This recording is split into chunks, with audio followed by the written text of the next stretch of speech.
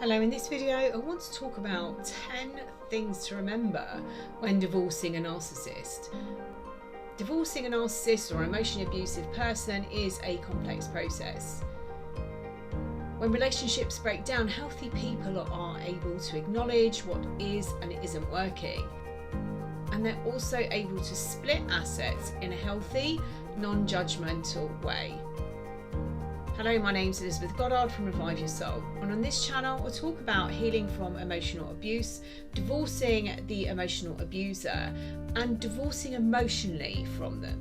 If you're new to the channel, please don't forget to like and subscribe, and if you're returning, welcome back and thank you. So divorce is a complex process anyway. There's lots of different emotions going on, but when you're divorcing an emotionally abusive person, there's a whole different scenario going on.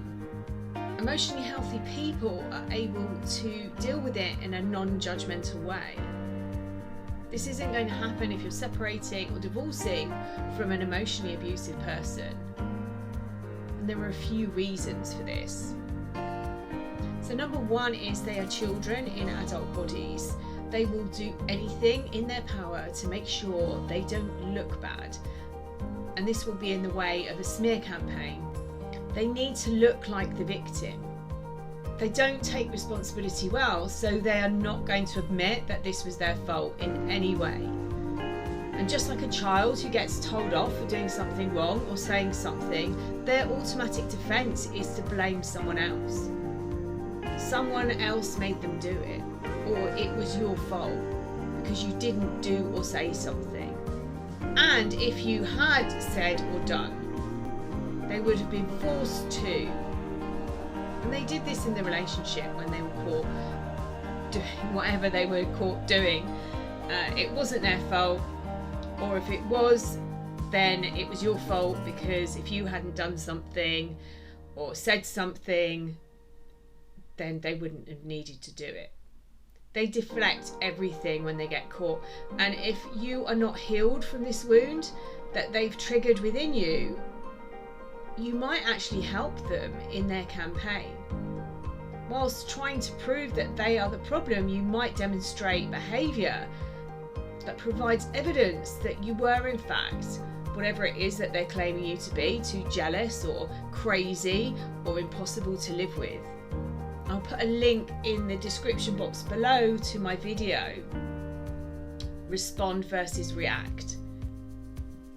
The second thing you need to remember is that they are damaged children with a fear of being abandoned.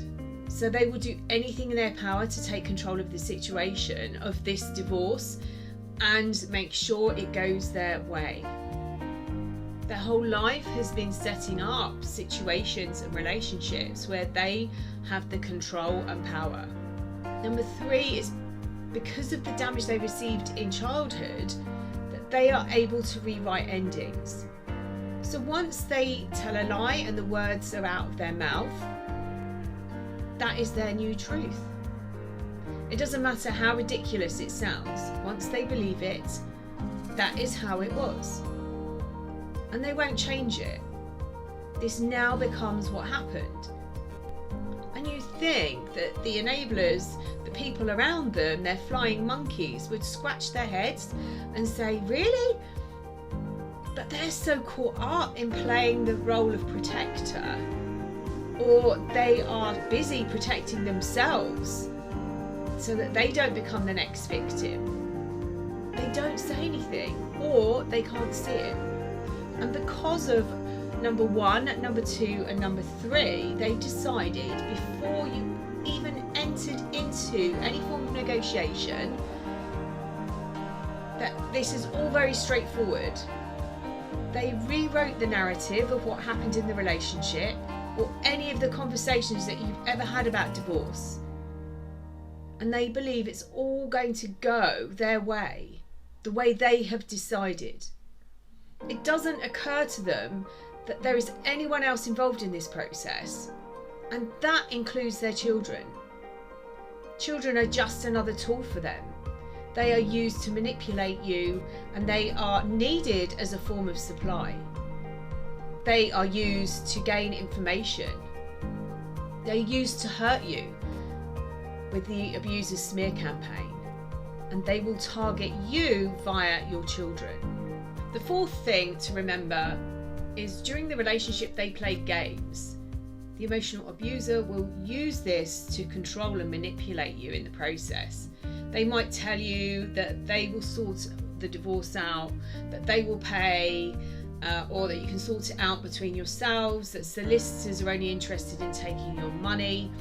The abuser wants to take control and win no matter what it costs them. And they want to cause you pain during that process. The fifth thing to remember is the emotional abuser usually starts their negotiations with, I don't want to fight either, because they believe there's nothing more to negotiate. They have rewritten what's happened, how it happened, and what has been said. And what they want, as far as they're concerned, has already been agreed by you. The sixth thing to remember is they will tell their solicitor that they don't want to spend too much money, that it's an easy process. In their head, it's already been sorted out, that they've had a conversation with you and you've agreed to everything, and that everybody will do what they want and will agree to their terms. The seventh thing to remember is the abuser enters the process with an understanding of the person that they are divorcing. That's you. Because you were a project to them, not a person. You were an object. They went to great lengths to understand your behaviour, and they are going to fight you all the way to win. Their fragile self needs to be right. It needs to win. And they need to be in control. They will manipulate the process by lying about you, and they will create a different reality where they are the victims of all of this. As I said at the beginning, healthy people understand that relationships break down. They acknowledge the role they played in that process. They would be looking to negotiate in a healthy way. This will not happen with an emotional abuser. The eighth thing to remember is, as they have done with the relationship by rewriting it, they are going to do the same with themselves, making themselves look squeaky clean. And by the time you get to court, if that's the route that this goes down, they will have laundered the truth to the point that they have rewritten what actually happened, how they treated you and how they abused you. The history of abuse, emotionally and financially, has been wiped out and changed. The ninth thing to remember is that they'll go out of their way to hide their money. They will have used coercive tactics to control you and your money, using excuses as to why they can't pay the bills, the mortgage, the rent, the car payments, credit card bills, and they forced you into a place of virtual poverty to ensure you were reliant on them and that you wouldn't leave, or you wouldn't or couldn't abandon them. What was yours was theirs, and what was theirs was theirs. They will hide and move money around and even spend it to ensure you don't get hold of it. Like a toddler with a favourite toy, they hold on to it, saying it's mine. And the 10th thing to remember is when it comes to children, they are viewed in different ways. They can be used as a bargaining tool, but they can also be used to find out information. They are used in smear campaigns, but when it comes to any financial support that is given for the children, that is viewed by the emotional abuser as money to you. So what can you do? You need to take control. They will try and get you not to have a solicitor, or they'll encourage you not to have one. You might hear things like, we don't need a solicitor, they just want your money. They'll tell you they just want it to be fair. I want you to remember they've spent years gaslighting you, and you are very possibly exhausted. They've manipulated you. You no longer have the value to them. You are now a liability, and you are now the enemy to them. They will try the cycle of abuse. They'll try, even during the divorce process, they will try and love bomb you. But this is for the result of manipulation. Sit down and create a plan. You need to, one is make sure that you are emotionally divorced first. Emotionally divorced is not having any feelings for them. And start working on the wounds that they've picked, that they've created. And two is to sit down. Either if you are going down the route of solicitor, absolutely amazing. And I would suggest that is the route, if you can afford it, to go down. Because if you aren't emotionally healed, if you aren't divorced from them emotionally, and you aren't using a solicitor, you have nobody in your corner. You have nobody looking out for you. You have nobody standing up for you. So you need to get, if that's the route that you're going down, you need to get a team in place.